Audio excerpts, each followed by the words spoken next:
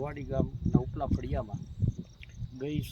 કાલે સાંજે મળતી માહિતી મુજબ ગઈકાલે સાંજે પારિવારિક ઝઘડો થયેલ હતો, જેમાં મરણ જનાર બેન શાંતાબેન તથા તેના પતિ સાધુરામભાઈ વડવી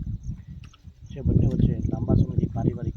લડાઈ ઝઘડા ચાલતા રહેતા હોય અને કાલ સાંજે પણ પારિવારિક લડાઈ ઝઘડો 7 વાગ્યાથી ચાલુ હતો। ત્યારે રાતના 12 વાગે સાધુરામભાઈ પોતાની પુત્રી અનિતા કે જે તેની સાથે જ રહે છે તેને રાતે 12 વાગે આવી અને કહેલ કે ભાઈ મેં તારી માને મારી નાખેલ છે અને પછી પોતે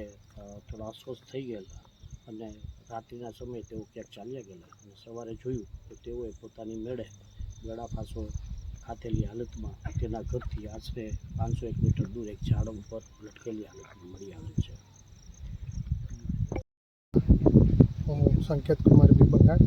ગ્રામ પંચાયત સરપંચ શ્રી ચીચીનગર, મારી પંચાયતમાં ભવાડી ગામે સાધુરામ બાળુભાઈ વડવી નાઓ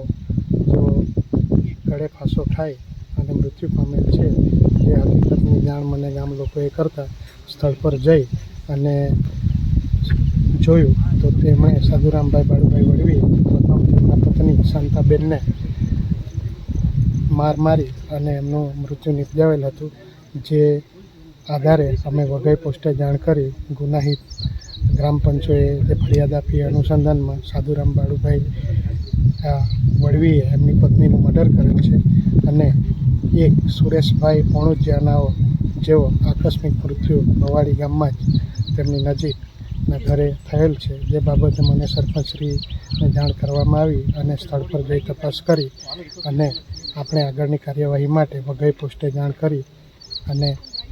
તેમને આ બાબતની જાણ કરી અને આ કેસ સોંપ્યો છે।